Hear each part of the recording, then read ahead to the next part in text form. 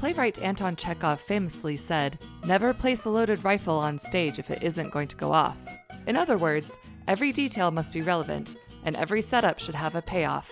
Thus, the narrative principle of Chekhov's gun was born. But it isn't always a gun. Chekhov's Whatever is a podcast where myself and guests watch a movie and try to predict what role Chekhov's gun will play. Welcome to Chekhov's Whatever. Hello and welcome to Chekhov's Whatever, the podcast that makes a game of movies and storytelling. I'm your host, Meg Mazeski. Here with me today to talk about the 2024 gothic horror film Nosferatu are Jen Owens and Rachel Graham. Welcome to the podcast, Jen and Rachel. Thanks. Hi. Welcome back, I should say. Jen and Rachel formerly co-hosted One Person's Trash is Our Treasure, a podcast about appreciating trashy media. They have also guested separately here on Chekhov's Whatever, and I know they both love monsters. So I had to get the band back together to talk about Nosferatu. Jen and Rachel, why don't you tell the listeners a little bit more about yourselves? I'm Jen, and I was one half of One Person's Trash is Our Treasure, which was a podcast we did. We called it Optiot, where we, talked about trashy, traditionally trashy media, kind of in an in-depth way. And that podcast is no longer operating. But you can still listen to it, listeners. You can still listen to it, yes. And I'm Rachel. I was the other half of the podcast. Yeah, it is still online. Awesome. Thank you again for joining me and listeners. Whether you're new to this podcast or a longtime listener, I just want to let you know that the format of this episode is going to be a little bit different from usual. Instead of recapping the movie and looking for Chekhov's gun, we are going to have a more free-form, freewheeling discussion of the movie. We're shooting the breeze, so to speak. I say as I look at my 5-page document of notes based on 4 movies and a novel. Basically, I just wanted to talk about Nosferatu, and it's my podcast. I do what I want. Also, it's spooky season, so I hope y'all will enjoy this very special, very spooky episode. Yes, we are all here to talk about Nosferatu, the 2024 horror film. This is a gothic tale of obsession between a haunted young woman and the terrifying vampire infatuated with her, causing untold horror in its wake. This movie was inspired by the 1922 silent film Nosferatu, A Symphony of Horror, which was, of course, inspired by Bram Stoker's Dracula. This movie stars Lily Rose Depp, Bill Skarsgård, Nicholas Hoult, Willem Dafoe, and Aaron Taylor Johnson. It was written and directed by Robert Eggers. At time of recording, it has a Rotten Tomatoes score of 84% critics and 73% audience. And finally, this movie was nominated for 4 Oscars: Best Cinematography, Best Production Design, Best Costume Design, and Best Makeup and Hairstyling. So, Rachel, what were your expectations going into this movie? How many times have you seen it? Give us the scoop. Sure. So I was very excited to go see this movie. I dragged my husband to the theaters, I think, opening weekend. I really, really love like old Hollywood horror movies. Mm-hmm. And I had actually never seen Nosferatu. I think a lot of the people in my age group recognize Nosferatu from SpongeBob, actually.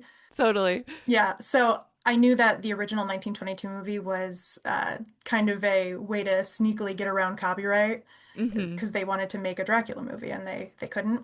So I was very excited about that. I didn't actually know much about it otherwise going in, other than Bill Skarsgård's performance. I'd heard a lot of good things about that. And I absolutely loved it. Couldn't stop talking about it the entire way home. And I've seen it only twice now, but both times absolutely loved. Highly recommend. I have a very similar story. I also went out to theaters as soon as it came out. I saw that it was a Robert Eggers movie. I saw that it was the Dracula story, and I said, say less. I'm on board. I didn't watch any of the trailers. I already knew I really wanted to watch it. I also loved it. I've also seen it twice now. And I even saw someone dressed as Count Orlok at the local Ren Fair. So that was quite exciting. Fun. Jen, what about you? I didn't see it when it came out. I'm one of those people that is like, oh, I want to see that. And then I never get around to seeing it. I wanted to, because I'm a big Nicholas Hoult fan. So has been on my list since it came out. And I've obviously, public opinion seemed to be very positive. So I was like, I'll watch it at some point. So Mhm. this was a great excuse to watch it. I watched it 3 times this week. Oh. So I really, really loved it. Guys, this is a pretty good movie. Yeah. Yeah, I mean, let's not bury the lead. We all loved this, right? Yeah. Yeah, let's get into it. One of the things I most liked about it was the cinematography. Obviously, I'm not alone in this. It was nominated for Best Cinematography, as I mentioned. It seems like such a great homage to its predecessor, 1922 film, just in the way that every shot is framed. This movie looks so painterly. Everything is such like a beautiful or grotesque tableau, especially with the very limited color palette. I love the contrast. I just love how this movie looks. Hmm. It's gorgeous. Yeah. The cinematography obviously is gorgeous. I really liked the costumes. Yes. Yes. Historical dramas, the costumes are just a range of, good to bad. And I feel like lately we're seeing a lot of really, really bad historical costumes, and they were great in this, I thought. I especially loved all of Ellen's hats, especially the hat when she's on the beach. Her head looks like a flower. She looks like an orchid. There's so much imagery with flowers, her with the picked slash dead flowers. A lot of visual storytelling going on here. For sure. I did watch an interview with the cinematographer where he was talking about some of the lighting and stuff. Like they used a lot of natural light, all of the Oh, like fire scenes, like the when Thomas first gets to Orlok's castle and he walks into the room with the big fireplace. He was saying that that was all like natural light, and if he needed more of it, he'd use like mirrors to reflect more back. oh, interesting. So that was really cool. And he also talked about how like he likes to use a lot of like single sources of lights. And when you're filming in the dark on film, you can't really get a lot of like reds, I guess, unless it's like, fire. So that's why those shots might seem so cool toned, but it definitely works for the like contrast that you were talking about. There was a shot, speaking of contrast, there was a shot where Anna is confronting Ellen's character, and she ends up saying something to the effect of, like, why can't you just be normal? The lighting in that scene was great because they were facing each other. So completely opposite sides of their faces were almost completely shaded, and the other side was like completely lit. Hmm. I just remember thinking, like, this is good lighting.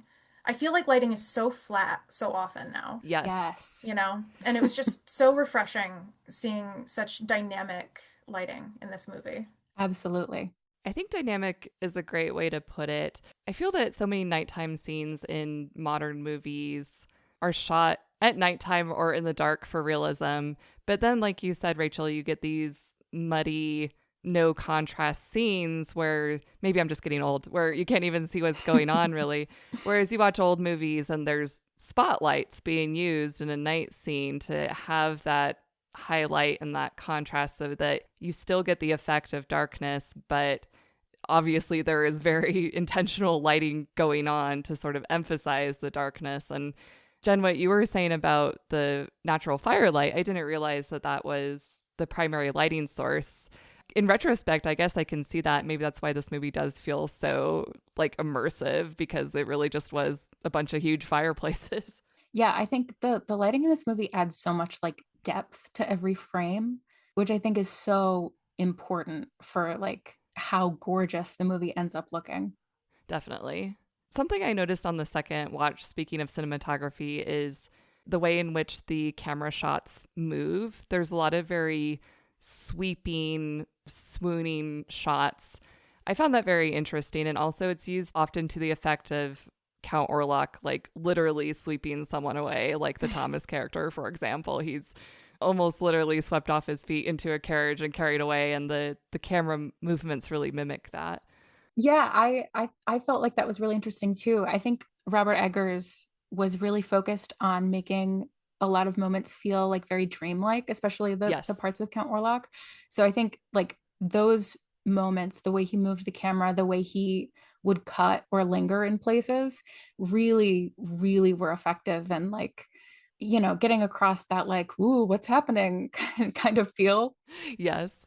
Dreamlike is a great way to put it, or nightmarish. I think the scene where Thomas first meets Count Orlok is really exemplary of the cinematography. I love the scene with the carriage when he gets swept away to the castle. And then when he's at the castle, it feels like you're in this living nightmare with him. He's terrified to look at the Count.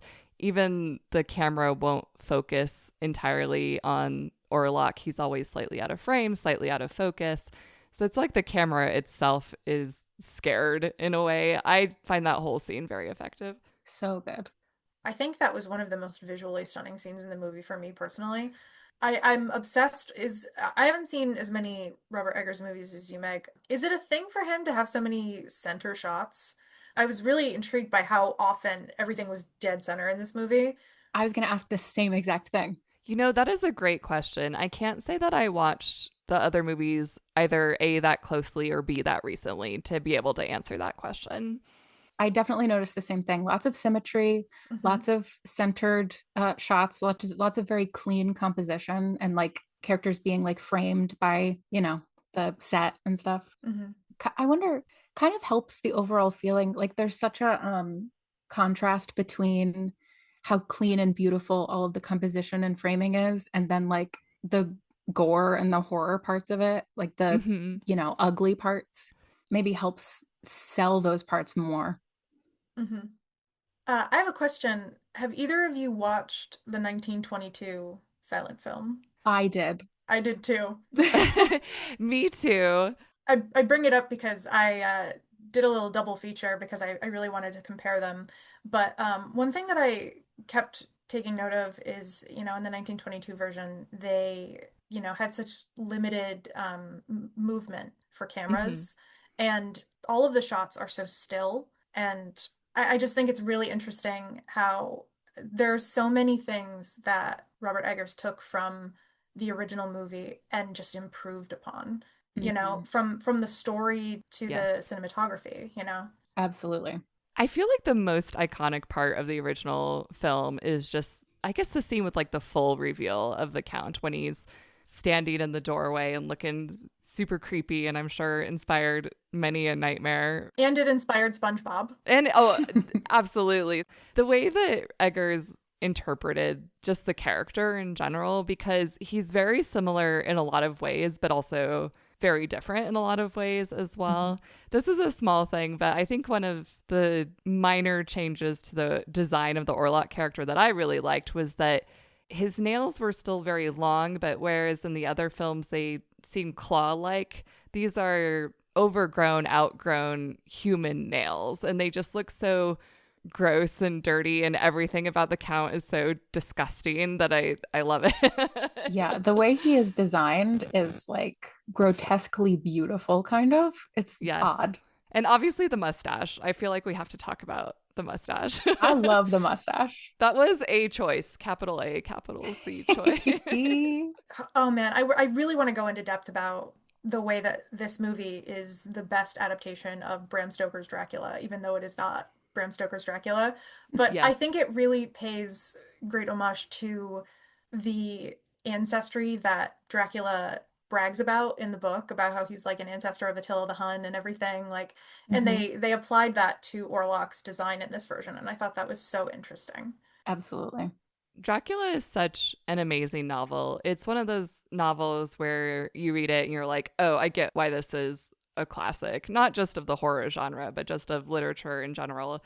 Something that I really like about the original novel that I think this Nosferatu film does best of all the adaptations is actually making vampires scary.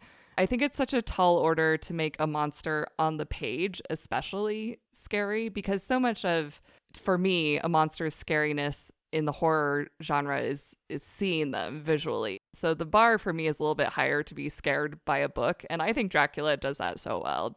He's so creepy. He's got these weird hairy palms that always stood out to me because that was just such an odd detail.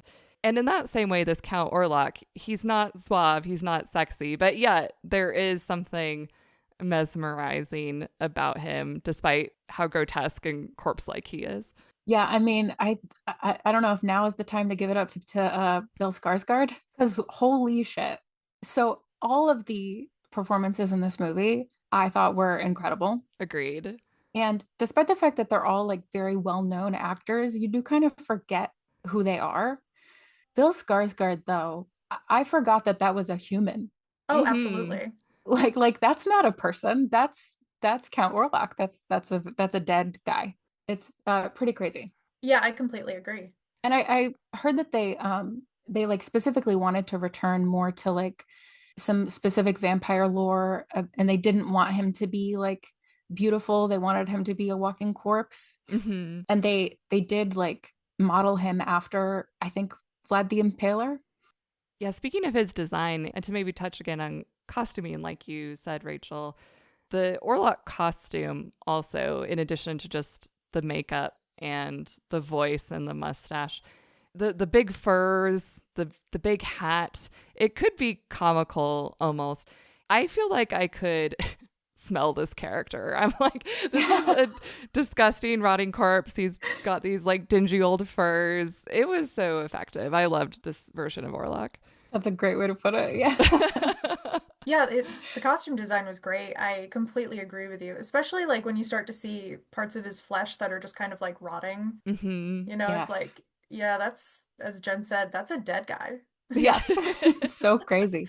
And to the point about his voice, he did that. Like he changed his voice, literally, like he like incorporated Tibetan throat singing Oh, technique to get wow. it like so low. That guy's crazy. Yeah. When I first saw it, I did wonder if it was Bill Skarsgård himself doing the voice or if someone else had performed the voice acting bit of it, because it did seem so different from anything I'd heard him say before. Mhm. Yeah, kudos to him. What a good embodiment of this character. I do think it is a big improvement from the original of those little pointy bat teeth. Yeah. I thought that the goofy little pointy buck teeth were a little too goofy in the original for Yeah, me. yeah. He looks so goofy. I had a blast watching the original. Firstly, because it's fascinating. I don't know that I had ever watched an old black and white film all the way through before. And it's such a different style. It's such a different like medium that takes some getting used to. And it is like for modern eyes, for me at least, was a little goofy. I felt it was very goofy as well. They have to really over emote to get it picked up by the camera. Yeah, it's like pantomime. Yeah. Yes. Thomas's character was killing me the entire time. The emotions he Yes, makes, like, this man was not upset once until Count Orlok started showing that he was actually gonna like eat him. And then he was Yeah. like Yeah. He wakes up the first morning, he wakes up in the castle, he wakes up in the chair and he's like, Yeah, the big he stretch. literally does that stretch. Yeah. My favorite part with him though was when he when before he gets to the castle, when he's still in the inn and he finds that book Yeah. and he's like reading it and then he's like, whatever, and he like Yeah. spikes it into the floor. He was such a like fool. Yeah. He was. The thing that I couldn't stop thinking about while watching the 1922 version is how horror has to be, in my opinion, the genre that ages the worst and that Mm. kind of ages out of being effective or watchable sooner than any other genre, followed probably by comedy. But I would argue that comedy can be evergreen as long as it's not comedy that is subject to like social change. But horror, for some reason, it seems like we get desensitized more and more as time goes on, you know?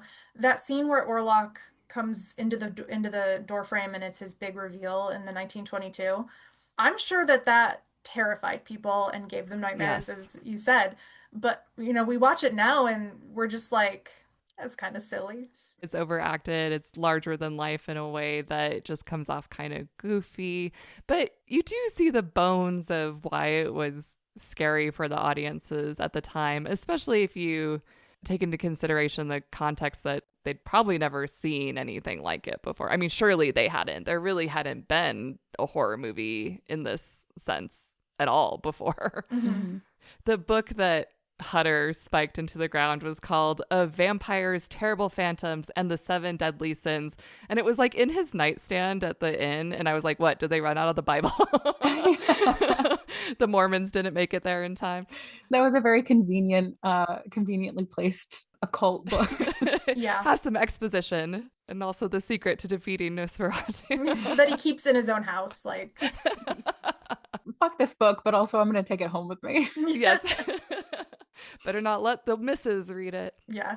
There's imagery from that movie, though. I definitely see how it probably like introduced a concept of like, I don't know, fostering dread in the audience with like its slow suggestion of what was to happen. But by the end of the movie, I was kind of cackling. All those shots of Nosferatu like carrying the coffin. I was gonna bring this up. It's like 5 minutes of him carrying his coffin around, and I was screaming. It was so funny. There are like 3 or 4 different shots of it. I want to know if there was a moment where Robert Eggers was like, how do we get the coffin out of the boat? I was really wondering that too, because Herzog also had a scene with Orlok carrying his coffin around.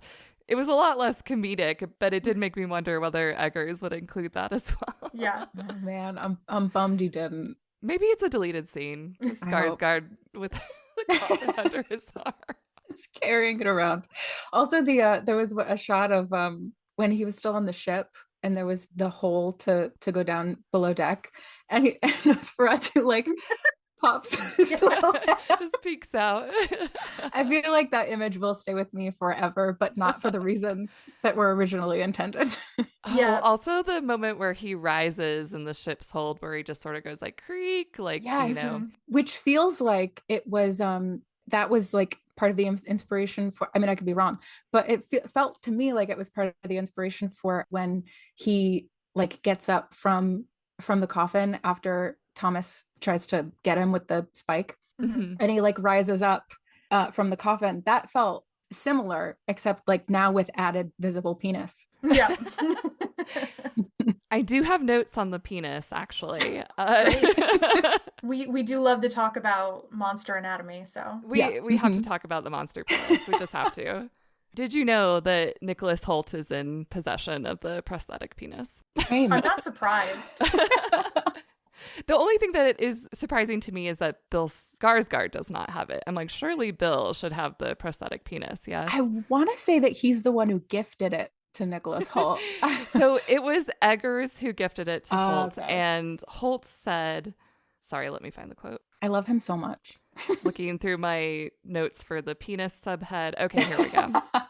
This is from an interview in Elle, I believe. The actor explained that director Robert Eggers gifted it to him when they wrapped production on the horror film. Quote, "There's a scene where Bill Skarsgård is slurping my blood, and Robert Eggers asked afterward, 'How was that for you?' And I said, 'I could feel his prosthetic penis on my leg.' And then as a wrap gift, Rob got it framed and he sent it to my house." End quote. How do you frame a prosthetic penis? It's like a shadow box almost. Oh, okay, I saw okay. a picture. Yeah. Amazing. Yeah, let's talk about Nicholas Hoult a little bit more. I would love to. Yeah.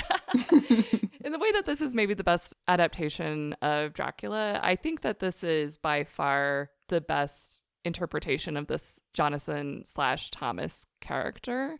Like we said, Hutter was such an absolute doof in the original. And no offense to Keanu Reeves, who also portrayed this character, but I found Nicholas Hoult very affecting.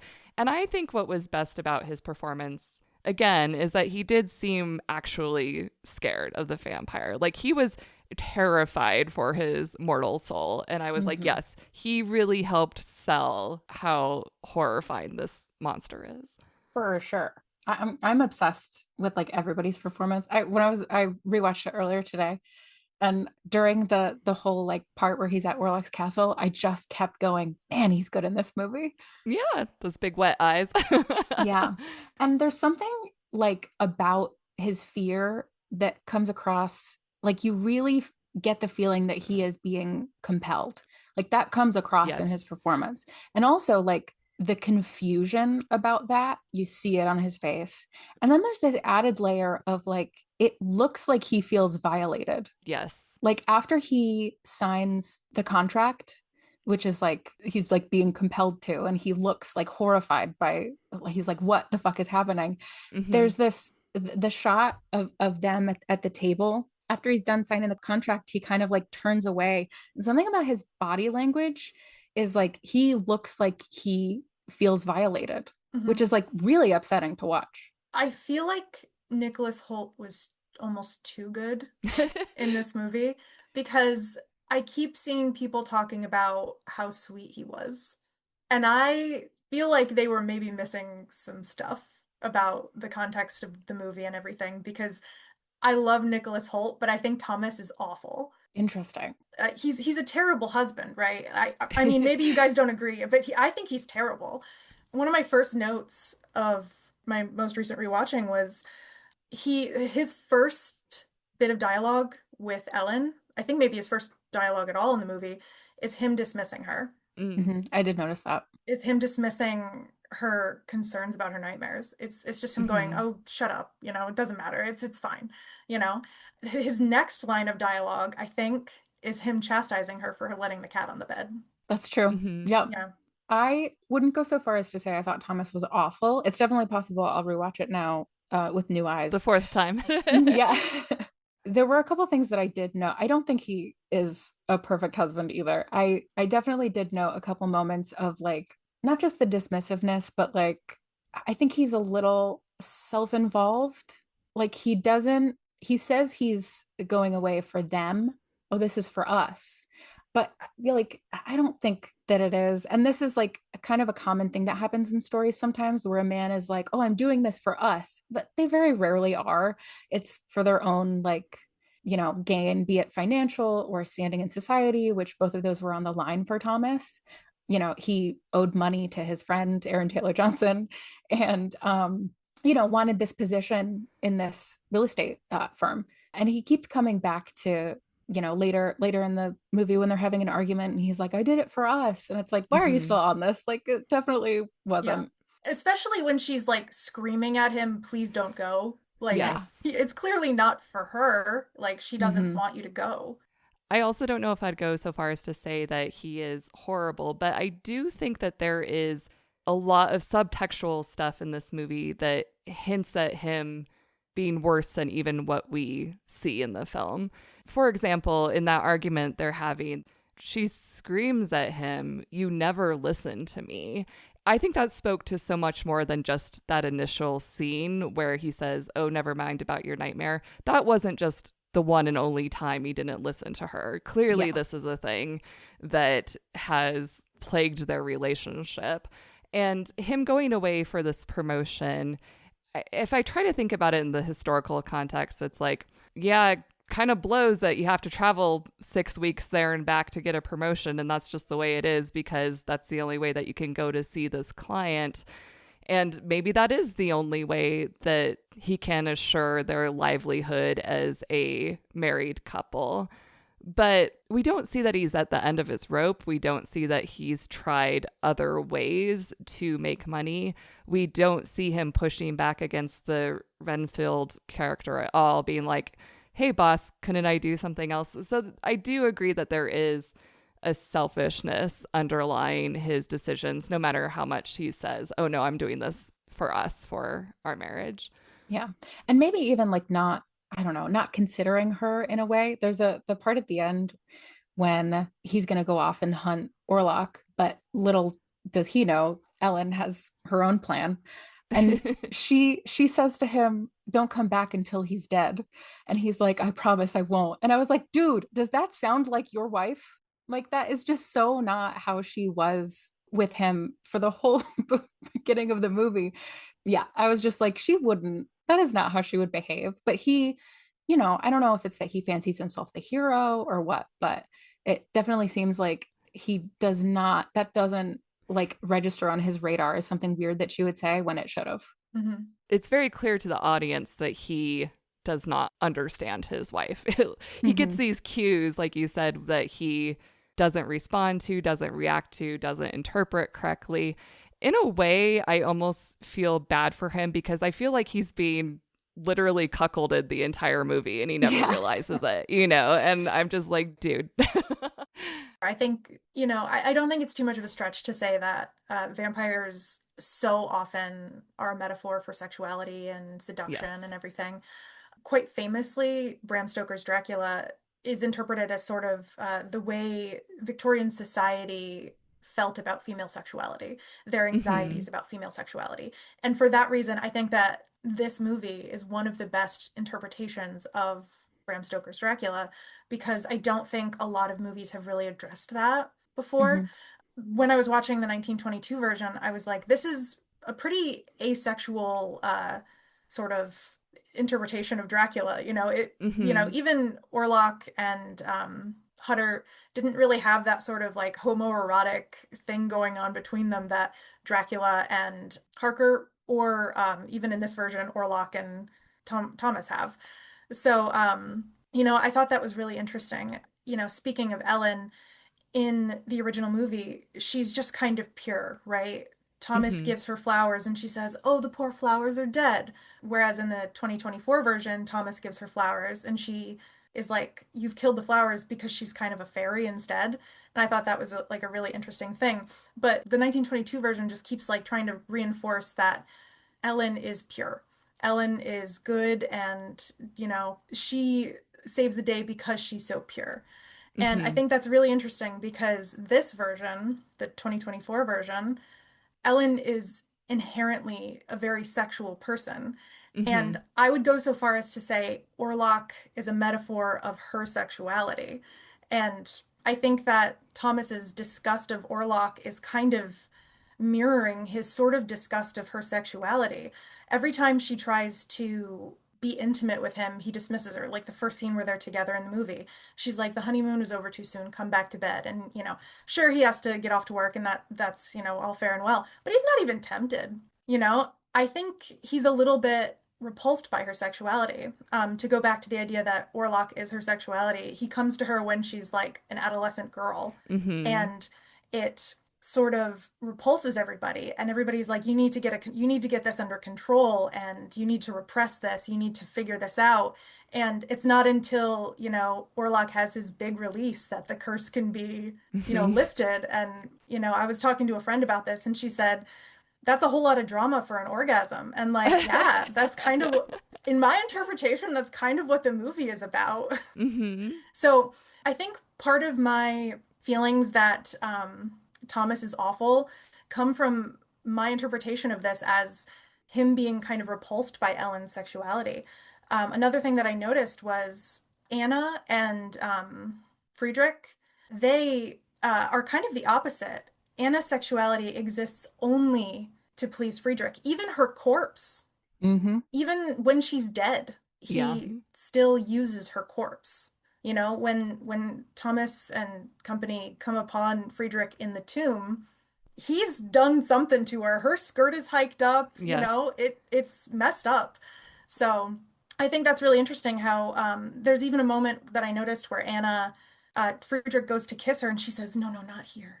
Because it's Hmm. not appropriate, because she's completely asexual unless it is time for her to make a child, which is kind of the appropriate, outlet for sexuality for women in Victorian society. And you see this even with Ellen. Her like spells and everything go away when she marries Thomas, which is kind of the socially acceptable outlet for her sexuality and everything.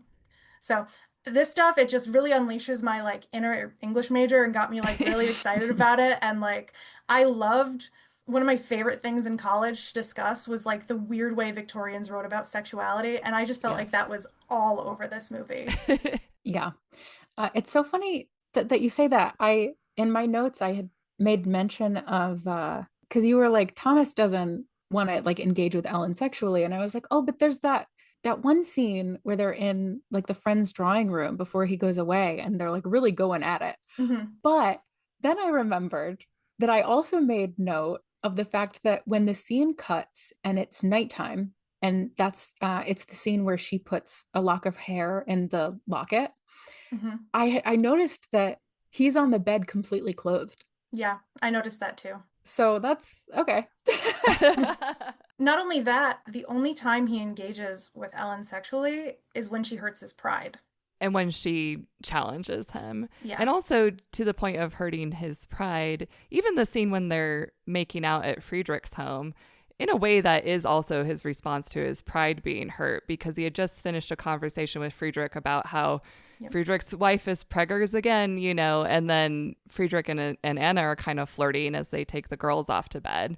So I do think that Thomas's amorous reaction to Ellen in that scene was also male competitiveness in a way. Yeah, I hadn't thought of it that way, but I think you're totally right. I really liked your interpretation here, Rachel. I can totally see that. One of the biggest changes in this movie as well is that Ellen is just simply more of a character. The movie literally begins and ends with her. She is the protagonist of this film. She's not just an accessory to her husband like she is in all the other adaptations. So even by making her the main focus of the film, she instigates the action of the film. She resolves the action of the film. And the fact that it does all revolve around her sexuality, I think that that's a very astute interpretation. Also, I do think it's notable that in the silent film version, it does say explicitly in the legend or whatever that it will be a pure-hearted maiden who defeats Orlok. Notably, in the 2024 version, it does not say a pure-hearted maiden. The purity is cut from the movie because she is not virginal. She was not virginal before she met Thomas. She gave herself to Orlok, you know, not knowing what she was getting herself into as a young woman, as a child, she calls herself. And a lot of this movie is her reclaiming agency of her body / sexuality. The fact that she feels so much shame about succumbing to Orlok. So sacrificing herself in the end here is her way to redeem herself while simultaneously reclaiming agency of her body for herself. Would she choose to sleep with a demon that will lead to her death? Nope. In ideal circumstances, she probably wouldn't. But this is the option available to her, and she does make the choice to do that. Yeah, one thing that I noted, correct me if either of you noticed differently. I didn't see Ellen's name mentioned. What are the cards called where they say the text in the silent movies? I can't remember the name of them. Whenever they had like the text on the screen during the 1922 version, I think she was only referred to as the woman for like the first half of the movie because I couldn't remember her name. Yeah. So I was like, what is her name? And it wasn't saying it, and it kept saying like everyone else's name, and I was like, is she unnamed in this? And then eventually it does call her Ellen. So I was like, okay, so her name is Ellen. But yeah, I found that weird. Feel free to correct me, but Yeah, I didn't notice that. I mean, I believe it. I don't remember it, but I believe it. Yeah. I will say, though, I did start zoning out on those text cards because they were on the screen for so long. I was like, damn, I thought I was a slow reader, but come on. So Yeah. I was watching my version on YouTube. I don't know where you guys were watching yours. The music on the YouTube version is crazy, first of all. It's crazy. But also, I was watching it at 2x speed. And I also was That's doing fair. that. which made the scene where Orlok is carrying Scott so much funnier because it lasts so long, even on 2x speed. Exactly. Oh my god. I was like crying laughing. And when he was loading the coffins onto the wagon too, because I went back because I was like, surely that's not what that looks like. And I went back and watched it at regular speed. And at regular speed, it must already be sped up. Same with the carriage scene where there were lots of already sped up scenes. Yeah. So that was very fun to watch it on 2x speed. Yeah. I do want to talk a little bit more about the Ellen character. Rachel, you were saying before that you feel that horror movies maybe age the fastest once they're divorced of the context of their time. I think that's an interesting observation. I think that may be the case because so often horror is, as you were saying with the Victorian times, it's an expression of some sort of underlying societal unease. So the monster is a representation of the uncertainties of the time. I think that this movie, in a strange way, is also very contemporary in the way that it tells a quote unquote love story. The relationship between Ellen and Orlok, it just feels so of today to me. I'm like, these are like two exes who can't leave each other alone. You know, like if we transported these characters into today, they would be stalking each other's Instagram accounts. You know, they would get drunk and slide into one another's DMs. The way that they interacted with each other just felt so contemporary to me, which I don't know if you guys agree with that or not. I think it was hard for me to think of it specifically as contemporary because one of my favorite IPs in the world is Phantom of the Opera. And this felt so strongly like a love letter to Phantom of the Opera to me. You know, like a young girl calls out to an angel to save her, and a creepy, deformed man shows up and says, "I got you, babe, let's go." And then she's terrified of him, and he's obsessed with her. And like, I guess I do see where you're coming from, but I guess I'm so like, this is Phantom, man, that I just, that's all I can see, but in the love story there. I feel like, unlike Christine, I think that Ellen is also obsessed with Orlok. I don't think she wants to be, but she is reluctantly obsessed with him. And in a way, he seems to resent that he's obsessed with her too. This is why I get the X feeling. He calls her his affliction. He seems kind of pissed off that he too is so drawn to her in the way that she is also terrified that she's so drawn to him. It's kind of like neither of them really want each other, and yet, to quote another movie, I wish I could quit you, or no, is that the phrase? Anyway, you know what I'm saying. Yeah. And that's part of what makes them kind of sexy, right? Like, they hate each other, but they really want each other, you know? In the parlance of also contemporary romance, enemies to lovers. Yeah. I also had a hard time thinking of it as contemporary for a different reason.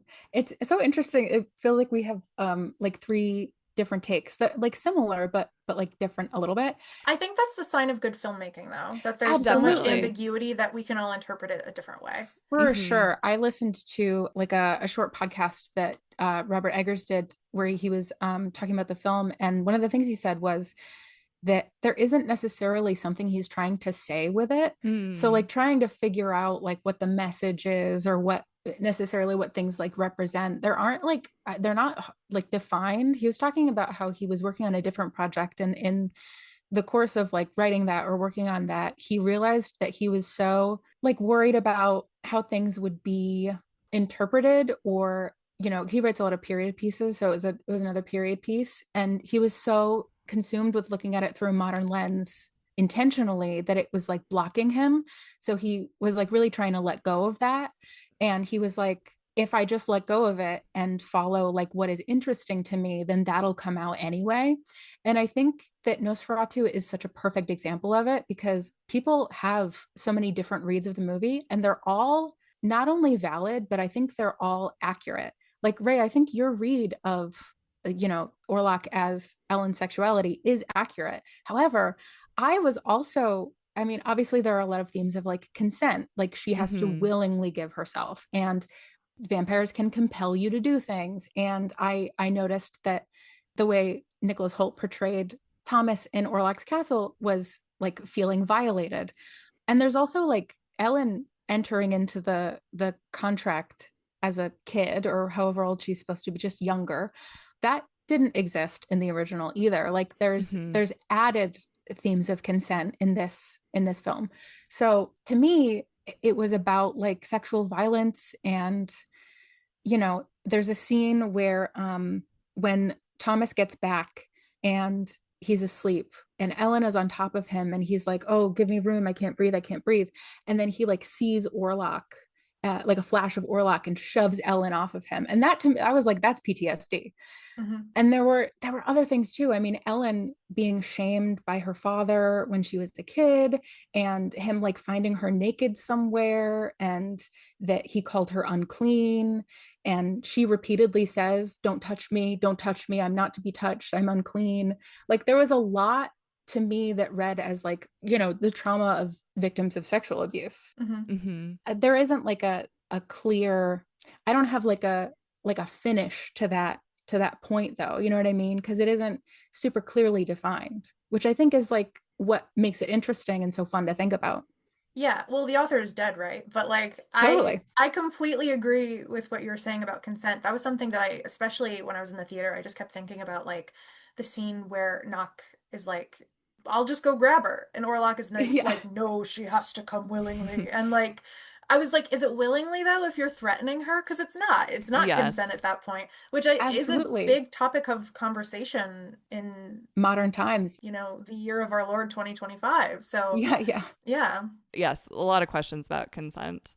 And Meg, to your point about Orlok also being resentful of his pull to Ellen, that is very like men who blame women for their attraction to them. Like, oh well, if you Yes, weren't so like tempting me, Yep. you know. totally.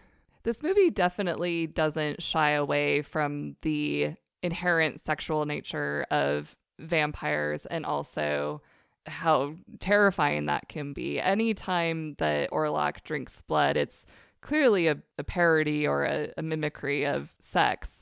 Mhm. So this movie certainly equates, attacking someone with something sexual, something forced upon someone. Right. And one of my favorite like things about vampires, as I was like talking about earlier, is that they are so often just that metaphor for sexuality and seduction.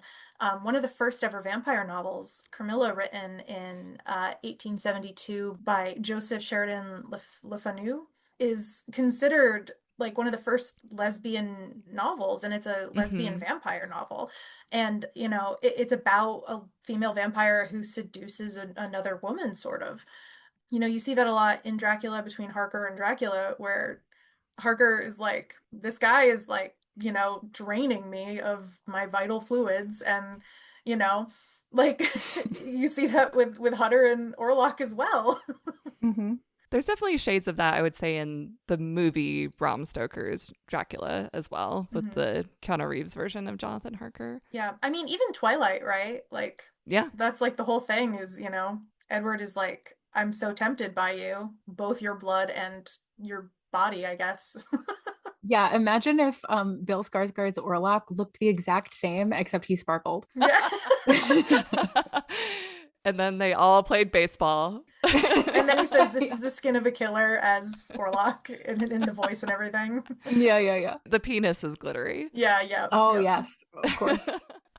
Jen, you mentioned that Eggers was saying that he felt like he needed to stop worrying about modernizing this movie in the way that maybe he had obsessed about that in other movies. I find that interesting because I feel like for me, paradoxically, that does underscore for me at least why I felt like this had sort of contemporary sensibilities. Just comparing this to The Witch and The Lighthouse and The Northman, those were so exhaustively researched that I did really feel like these are very historical pieces. I would say The Witch especially. Whereas for Nosferatu, it certainly felt historically accurate to me, but I didn't feel transported in quite the same way. And I don't mean that as a critique. It all felt Mhm. very authentic and believable to me, but also a little bit modernized, at least to my eyes. Yeah, I get really hyped up about adaptations of older media that just do it really well. Dune, for example, loved the book. The movie, especially the first part, I felt like absolutely killed it in interpreting the weird science fiction-y stuff from like the 60s or whenever it was written. Totally. And I felt the same about this movie, doing such a good job interpreting 1922's Nosferatu, which, while, it did pioneer the horror genre as we understand it today, doesn't really hold up to modern audiences for all the reasons we've discussed. And the way he interpreted Ellen saving the day, and or the way he expanded upon the professor, for example, just so interesting. And like, it's what a good second draft. Oh, for sure. Yeah. When thinking about Dracula versus or the original Nosferatu versus this Nosferatu, I was really interested in like what was scary to different audiences, as we were talking about before, where like, the original Dracula definitely talked a lot about the quote unquote new woman and like female sexuality and like fears and concerns surrounding that. And then Nosferatu, there were a lot of like fears and concerns about sickness and plague. And there was also a Mm-hmm. lot of fear and concern. I mean, it was such a specific point in time between the world wars. There was a lot of like xenophobia and Yes. like paranoia about that kind of stuff and like invasion and stuff. And then for this movie to come out now is so interesting. And for him to write it, you know, with no like specific intent. And it really does feel like stuff came out naturally. I mean, like, I read something that said that like vampire media typically comes out a lot around periods of time where people were concerned about plague and sickness. What's also really interesting is this version of Nosferatu was supposed to happen pre-COVID. Oh, Interesting. interesting. Yeah, he wanted to do it like he started being in talks for it in like 2016 or something. Prophetic. As you were saying that, it did have me thinking that the 1919 Spanish influenza Hmm. was the last like major global pandemic, and they undoubtedly would have, this probably was in production Yeah, or at least being written while that was going on. And I think I think you hit the nail on the head with that. Yeah. Cause like, and it's interesting that, you know, we had our own pandemic very recently and now we have Yeah. Nosferatu 2024 or whatever. totally. And I think, you know, right to your point of about like horror not aging well, part of that could be because horror always reflects like the paranoia of the time that it's Mm-hmm. in. Yeah. So, Totally. Jen, you mentioned that this movie had initially been in production in 2016. I didn't know this, but I did know that Robert Eggers credits the original Nosferatu film as inspiring him to want to be a director. So he saw the first Nosferatu movie when he was 9 years old, I believe. He staged his own production of Nosferatu in high school. So this is certainly an IP that has been going through Eggers' head for a long time. I don't know if I would call Nosferatu my favorite of his work. I was really mulling this over before we recorded. It's either this or The Witch, but I think I might have to lean a little bit more towards Nosferatu. I think that he really benefited actually from working from the bones of someone else's work. As much as I love his other movies, which he was the writer director for, this man does not know how to end a story.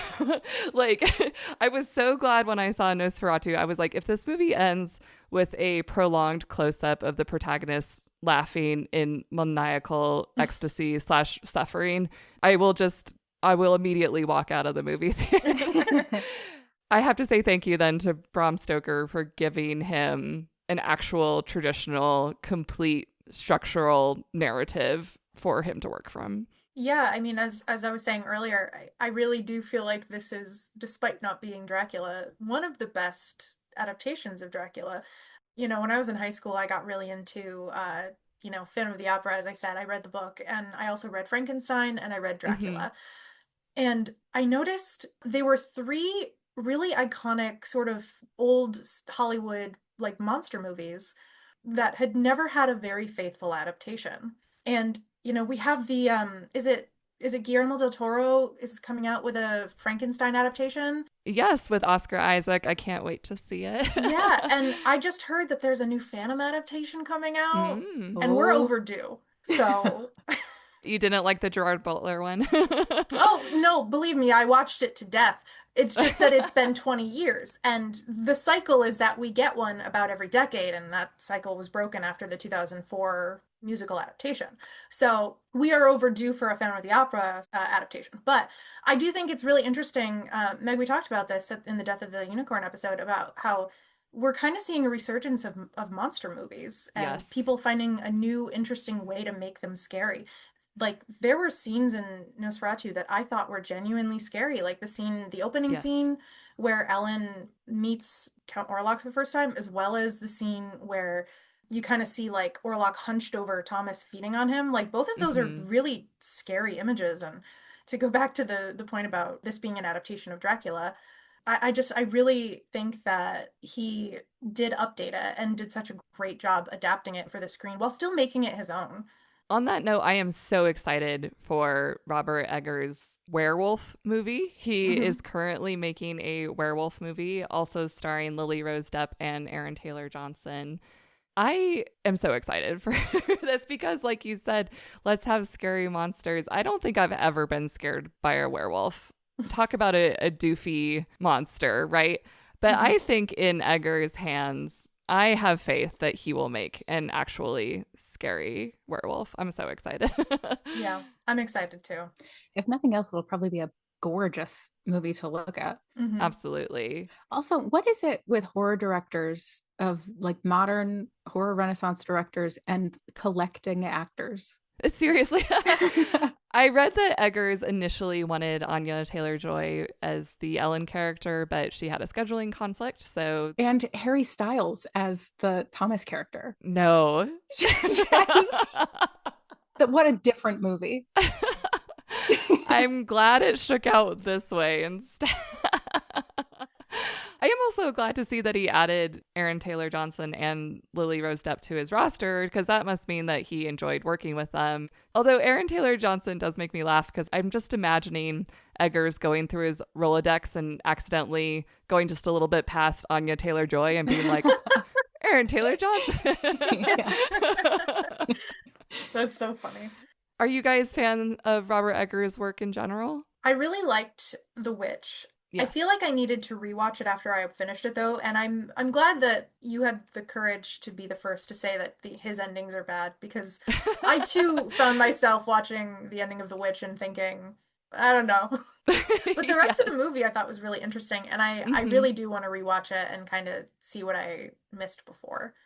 I was an uninitiated Robert Eggers watcher. Well, this is a good one to start with. I guess, yeah. I am really interested to check out the rest of his movies. I knew that, Ray, you had complicated feelings about The Witch. I was going to try to watch it before this episode, but it wasn't streaming anywhere, and also I didn't have time. I would definitely highly recommend The Witch. I also quite liked The Lighthouse, but I left the theater really scratching my head and being like, I enjoyed the experience of watching that.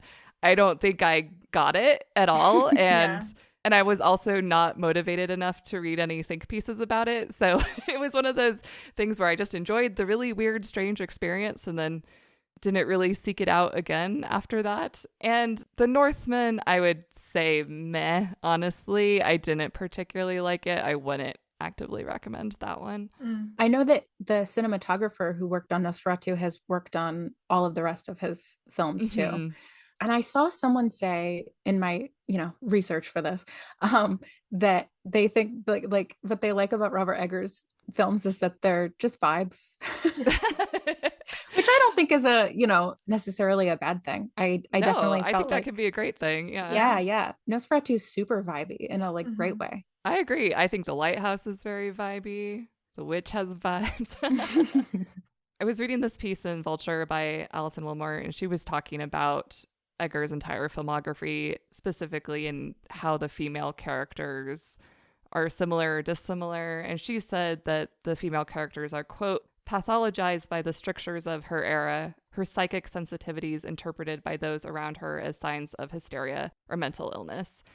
I think that that's a pretty astute observation, and this kind of does apply to every single female character in Eggers' work. So I will be interested to see if this pattern continues in Werewolf or not. Yeah, that's really interesting. And, I kind of touched upon that earlier, but I just wanted to mention the scene in Nosferatu where the doctor, upon initially studying Ellen to see, what's going on with her, tells Friedrich to keep her in her corset while she sleeps to calm her uterus, which will keep the hysteria at bay. Of course. Yeah. Which, is a very classic example of medical misogyny in history. I did really like the doctor, though. I did too. That is Ralph Ineson. He is also in The Witch. Great performance. And as long as we're talking about Eggers' darlings, shout out to Willem Dafoe. I love a man who loves cats. Yes. I loved Willem Dafoe in this too. Man. Yeah. And they were all so funny. There were moments in the movie that were I found laugh out loud funny. Yeah. Like when Kanaka's in the dungeon, and he bites the head off the pigeon, and then the doctor goes, "Now, my dear fellow, why on earth would you do that?" or something like that. And it's such a good line read. It made me laugh out after I was like truly upset by the pigeon. That's Oh, so yeah. crazy. Yes. And to right after that moment be able to make me laugh out loud. Oh my God, that was great.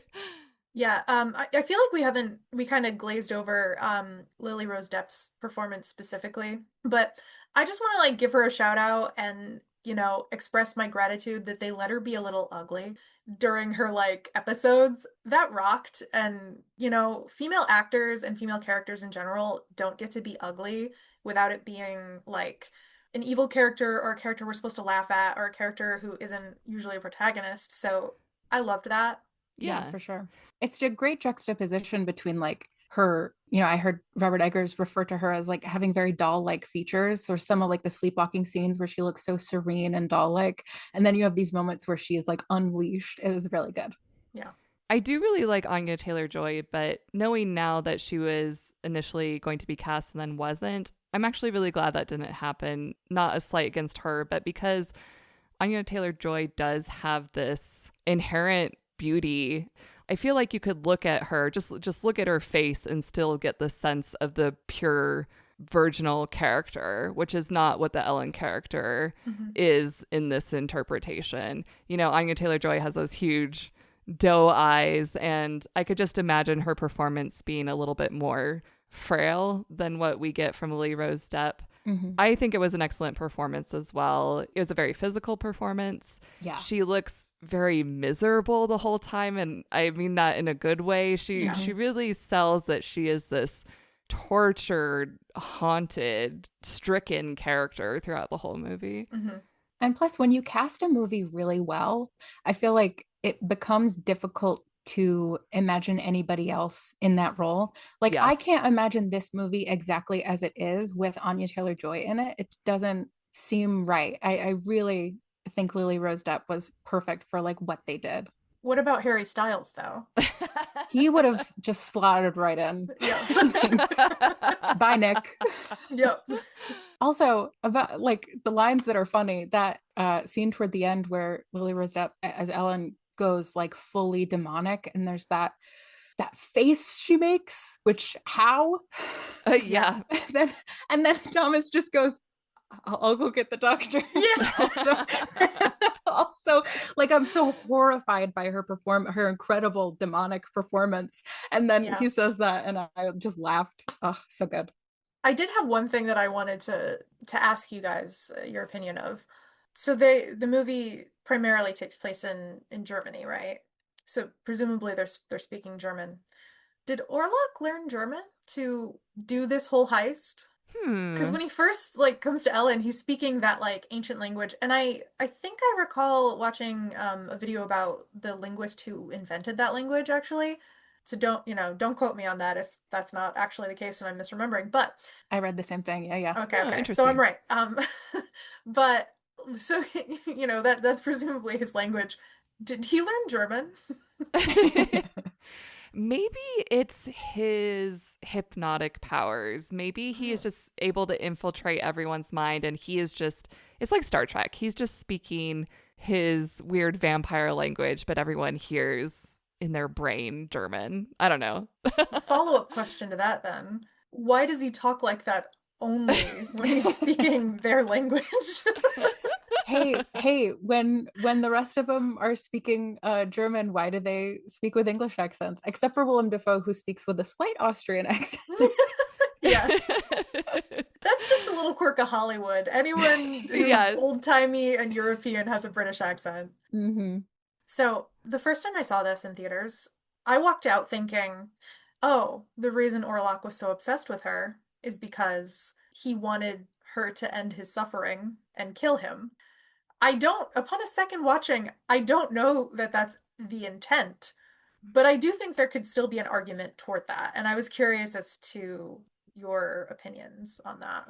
I do feel like there's a moment where he stops feeding from her, and he does seem to realize or maybe have an inkling that Dawn is imminently upon them. Yeah. And I do think that he could have escaped at that point if he had wanted to.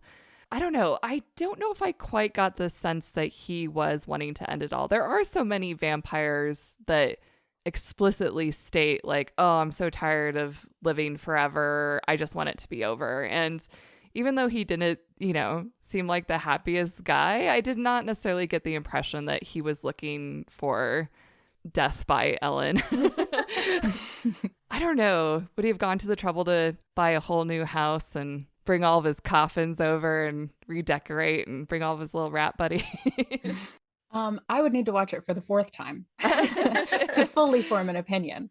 First of all, how Lily Rose Depp's face when he looks up and sees that like daybreak is upon them, the look on her face gave me chills. I'm obsessed with the look on her face in that moment. And also that shot of like him dying, how grotesquely beautiful. Talk about the sublime. Oh yeah. Like, I mean, he is coming. What a great end shot for a film. This is the one movie he ended correctly.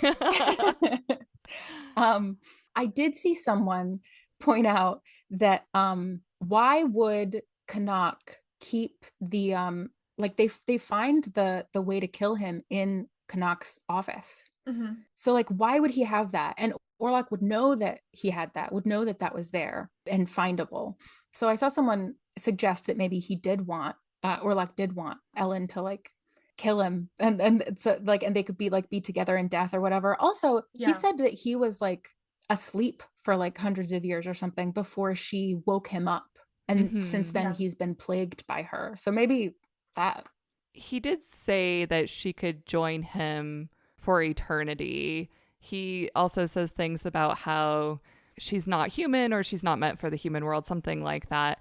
I interpreted that as him wanting them to be united in the form that he is for eternity, the sort of like undead, unliving creature. But, I could see the other interpretation as well. I think that's fair that he was perhaps looking for the sweet embrace of final death.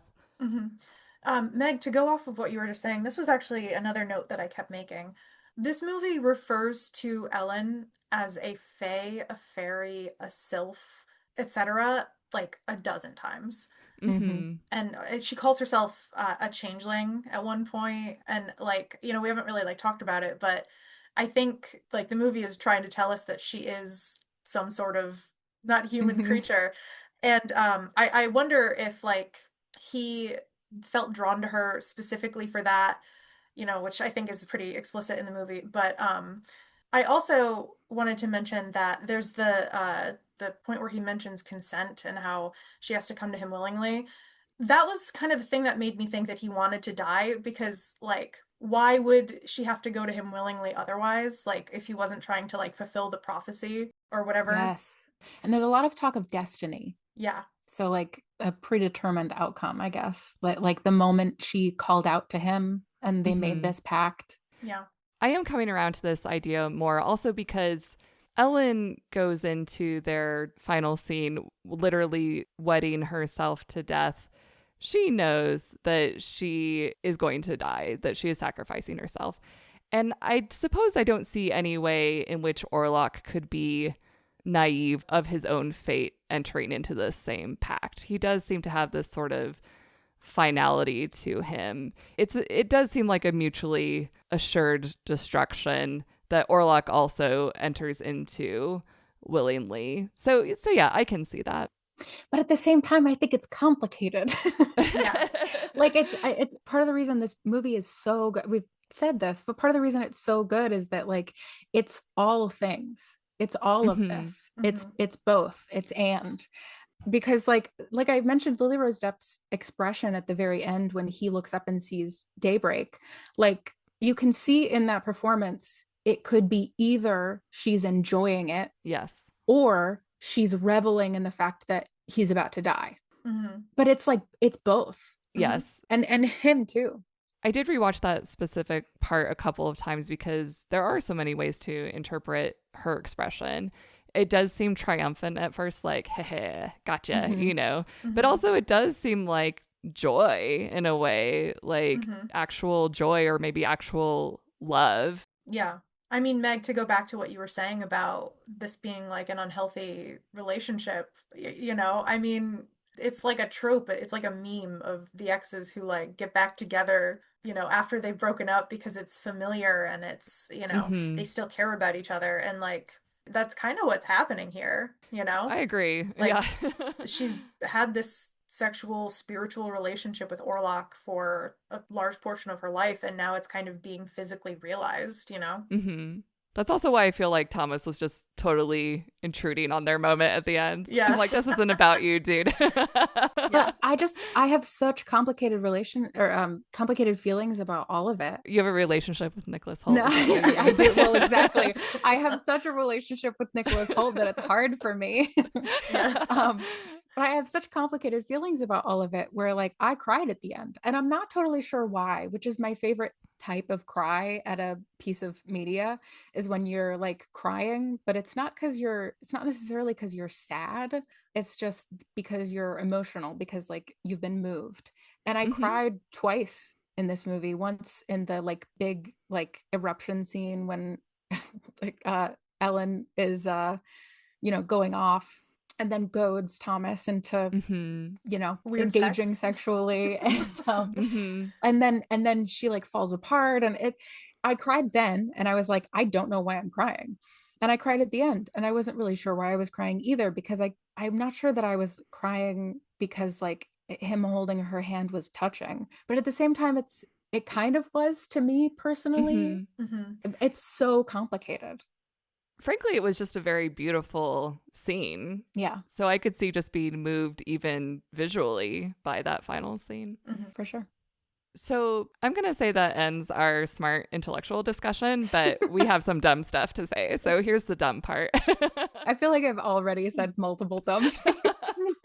Same. Here's my first dumb thing. Okay, you seem to have a thing for Nicholas Hoult. I think that Aaron Taylor Johnson is very hot. I kind of love him. And there's a scene where he and Nicholas Hoult were talking, and looking at Aaron Taylor Johnson, I was like, short king, yes. I didn't realize he was so short. No, he is not short. Nicholas Hoult is 6'3". Yeah. I was like, excuse me. I just learned that he originally auditioned for the role of Superman in the recent James Gunn Superman, and they kind of like put their thumb over the top of his head, like, "Would you shave your head?" And that was how he became Lex Luthor. Always the Lex Luthor, never the Superman. Yeah, a great origin story for Lex Luthor. Like wanting to be Superman and then losing out on it. Being passed over for the role. Yeah. Literally so great. his character arc in the James Gunn Superman movie. Another change that I appreciated in this version was that the Renfield knock character really got toned down. In fact, one of my initial notes before I rewatched the movie was, I'm so glad they didn't have the Renfield character. I'd completely forgotten that he was, in fact, in it. And it makes sense. He does have some important roles to play in moving the plot along. But gosh, the Renfield character in the silent version, my God. Yeah. I didn't realize someone could be so annoying while also being completely silent. Pretty crazy. Although, isn't there, there's a funny shot, isn't there a part where he's like sitting on a roof and he just starts throwing rocks at the like townspeople? Yes. Yeah. That entire chase scene where they're chasing down. Very Benny Hill. Yeah. Oh, they should have played the Benny Hill music when Orlok was carrying his coffin around. Yeah. But the actor who played the Renfield character in this is so good. I was so like, I love this guy. Yeah. What they did have of this character was a lot more honed and defined. They utilized him to good effect and then stopped. It was like, that's all you need. All done with that. Yeah. He even got a moment where he was like, this isn't fair. Like, which I don't think he really gets in the silent version. Like, true. He kind of had a moment of like regret and anger and resentment. Yeah. Was that when he yelled, "I was supposed to be the Prince of Rats"? Yes. Okay. And what's fun is Nick Hoult played Renfield. He did in Renfield, right? In that Renfield, was the name of the film. Yes. Also, Willem Dafoe played Orlok in Shadow of the Vampire. Yes, / Max Schreck, right? Yes. So they are just they're switching around all the roles. Yeah. Very fun. One of my silly notes is, we've already discussed how gorgeous the costumes are and everything. My one criticism is Ellen's poor earlobes. Oh, yes. Her earrings were too heavy. As someone who doesn't have their ears pierced, I can't relate, but I feel like I can. I Yeah. mean, that's one reason why I don't have them pierced. Yeah, those had to be solid metal, right? That was, Yeah. hefty. I felt really bad. I was like, you couldn't have given her like some clip-ons, Another dumb note. Do you consider this a Christmas movie? That's interesting. I don't. I'm one of those people who does not think that Die Hard is a Christmas movie. I could have a whole episode about this, but I do not think that setting a movie at Christmas by default makes it a Christmas movie. I think it depends on the tropes and the themes that make it a Christmas movie. But I love the actual candles on a tree. I understand why we don't do that anymore, but let's bring that back somehow. So beautiful. Speaking of like historical context and everything, I always find it interesting when a historical movie makes Christmas important prior to the popularity and the rise of Charles Dickens. Because like if you look at most historical stuff, like contemporary historical novels, no one really cares about Christmas. It was kind of just like whatever until Charles Dickens made it good. Until Charles Dickens like really made it popular. So I always think that's interesting because there's the scene where I think Anna's like, oh, come on, Ellen, it's Christmas time, let's be merry or whatever. And I was just thinking they weren't thinking that. They were just like, let's get this holiday over with, let's get through Michaelmas, I loved that line so much though, because she says, oh, it's Christmas time, and then she goes, why must you be so exhaustingly contrary? And then Ellen goes, because I am in the right. And I was like, mood. By the way, a Christmas movie is whatever movie I want to watch by Christmas. That's what I say. There's also some snow in this movie, Yeah. Mm-hmm. I read a review. Its entire conceit of the review was that this movie is actually a cozy movie. Oh yeah, totally. They were saying like, oh, you want to you want to warm up by the fireplace. I don't know if I'd go that far, but if you want this to be your cozy Christmas movie, be my guest. Live your truth. Get some hot chocolate and watch a naked woman on a horse, which was so mystifying to me the first time. Yeah. Oh yeah. I keep forgetting about that. I do too. I read after that it has to do with an old folklore about if you put like a virgin on a horse or something, that it will like lead you to a vampire's grave. It helps you find a vampire's grave or something. So that must be I don't know why she needed to be naked. It sounds like the patriarchy wanted to put nude women on a horse, and they're like, it's for vampire hunting, I promise. Yeah. Oh yeah, a little. Meg, as to your question, I think I'm gonna be the odd one out and say like kind of a Christmas movie. Like, it's kind of oh my God, I literally was just talking about Charles Dickens. What's the book? A Christmas Carol? Yeah. It's kind of got that vibe, it's like spooky, dusty old men and, I just think his mustache is very festive. It is, yeah. You could put little bells on the end. Ooh. The fur hat is a little reminiscent of some depictions of Santa Claus. There you go. Like the Russian Santa, yeah. Yeah, exactly. Okay, all right. I'll consider it some more. I'll put it in the maybe Christmas movie pile. We'll win you over. My notes suck. Every time they said he is coming, I wrote down he is coming. Why am I a child? Maybe it was intentional. I mean, yeah, if you interpret it the way I did, he is coming, Oh, for sure. That was intentional. I just think I'm such a child that I wrote down and then with LOL every single time. And also at the end, like when he dies, he is coming. Yeah. Oh, absolutely. Oh, yeah. He has come. Well, I mean, she is too, right? Like for sure, yeah. I tried so much. I tried so hard. I was looking for any sort of visual symbolism. I was obsessed with early on in the movie there were a lot of clocks, and I was like, clocks or something. No, I don't think they were. I think it, there were ticking clocks sometimes, but I think it was just atmospheric, and also, people have clocks. It's okay. You don't have to play the Chekhov's gun game this time. Yeah. But I did have was really stupid because it didn't really pay off a lot. But there were a lot of plants in Ellen and Thomas's house in the beginning of the movie, and obviously there's a lot of like floral motif, right, with the lilacs, and there's a lot of like floral prints and stuff. But I was obsessed with plants. I was like, at some point in the movie there's going to be like the plants will all wilt. I was sure of this. Didn't happen. And as the movie went on, I was like so bummed out about it. But then in the scene where Ellen is talking to Friedrich and they're like having an argument, which we didn't talk about this, but I never figured out what the significance of that was and why she was like, "You've never liked me." I mean, maybe it's just because I like Aaron Taylor Johnson's face, but I felt really bad for the Friedrich character the whole movie because I'm like, first he has an unexpected, unwanted house guest for like 12 weeks or something like that. And then this same house guest brings the plague upon his household. I'm like, this damn guy can't catch a break. I don't know. I felt like he was justified in kicking them out. Yeah, I mean, like, I get it, but what I thought was interesting was she says to him, "You've never liked me." Like there was history there, and I was like, "What?" Yeah. So to go back to my theory about Ellen being too sexual to be appropriate for society, that was kind of my interpretation of it.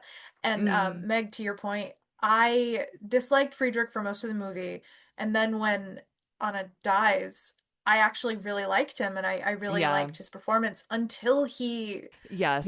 Yeah. assaults her corpse, and then I was like, nope, I was right about him. Yeah. Even that part, my interpretation of that part, and maybe this was me just wanting to see the best in him. I didn't Being about Nicholas Hoult. Yes. I didn't really think that was Friedrich. I got the impression that was the influence of Orlok. Yeah, that's interesting. Yeah. Maybe I'm misreading, but yeah, obviously not a good look. Yeah. I mean, he always has been like a rutting goat or whatever that line Oh God, is. yeah. I mean, to be fair, he is not painted as the most charismatic character. Again, I just like his face. Yeah. I liked the mustache. So many people in this movie, they are just rocking the mustache in a way that worked for them. Yep. But in that scene, the plants are wilted. And I had a Captain Holt moment of vindication. I was so pumped. But then those were like the only wilted plants, and then I was bummed again. So a little bit. Jen just yearns for Chekhov's gun. I do. She was like, I'm going to play it no matter what. I see it everywhere. Vagina caves everywhere. Vagina caves.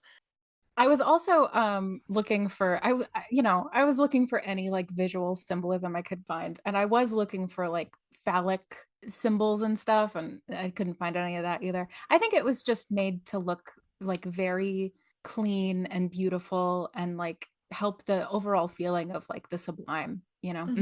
Well, if we want to like get into the sort of gothic aesthetic of this movie, that was like, to go back to my English major roots, that was such a big part of the Gothic movement, especially the Gothic revival, was the idea of the sublime. Yes. That was like a key part of it, and just, you know, the beauty and horror of the sublime.